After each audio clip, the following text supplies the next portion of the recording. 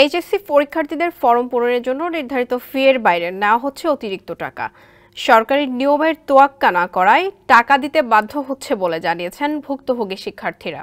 এমনকি ফরম পূরণের অতিরিক্ত অর্থ আদায়ের বিষয়টি অবলীলায় স্বীকার করেছেন সংশ্লিষ্ট কলেজের ভারপ্রাপ্ত অধ্যক্ষ।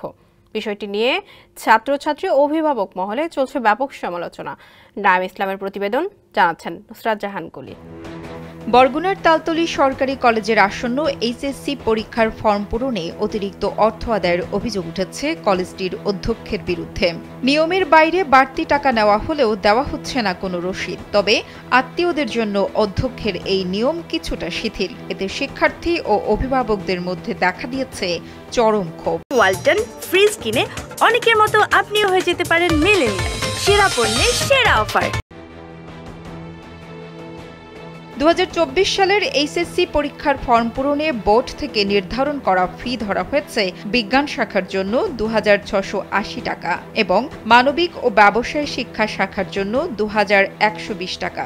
এছাড়া মানবিক ও ব্যবসায় শিক্ষা শাখার পরীক্ষার্থীদের নির্বাচনী বিষয় এবং চতুর্থ বিষয়ে ব্যবহারিক থাকলে প্রতি বিষয়ে আরও 140 টাকা জমা দেওয়ার নিয়ম রয়েছে। কিন্তু প্রতি শিক্ষার্থীদের কাছ থেকে বাধ্যতামূলক নেওয়া হচ্ছে 2800 টাকা।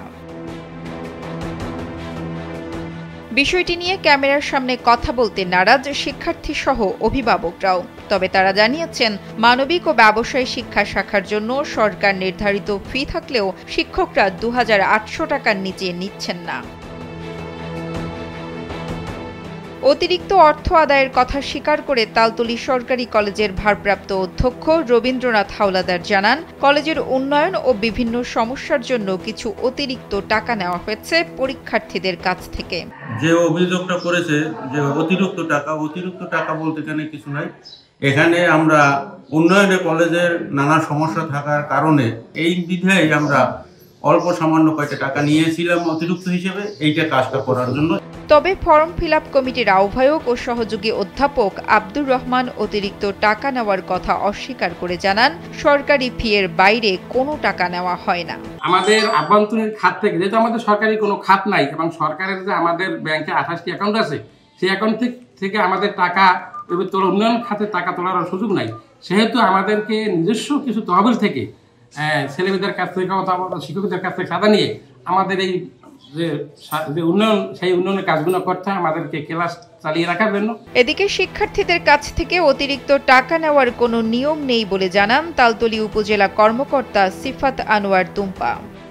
এরকম তো নেওয়ার নিয়ম নাই। তারা কি এই যে টাকাটা এক্সট্রা নিচ্ছে সেটার কোনো দিচ্ছে, ভাউচার কিছু দিচ্ছে? ভাউচার দিচ্ছে না, কিন্তু বলছে যে মসজিদের উন্নয়নের জন্য নেই, আর যে কলেজে অনেক ধরার জন্য এই কাজ করার জন্য নিয়েছে। সেই টাকা যে টাকা নিচ্ছে সেই টাকার কি দিয়েছে, মানে রিসিপ্ট কি ওই টাকার দিচ্ছে? জি না রিসিপ্ট কম টাকার দিচ্ছে। জি রিসিপ্ট দিচ্ছে, যেটা ওই যে সরকারি ফি ওইটাই রিসিপ্ট দিচ্ছে। না, এটা তো নেওয়ার সুযোগ নেই। এটা যদি তার নিয়ে থাকে তাহলে এটা তো মানে তাদের বিরুদ্ধে আইনানুগ ব্যবস্থা নিতে হবে।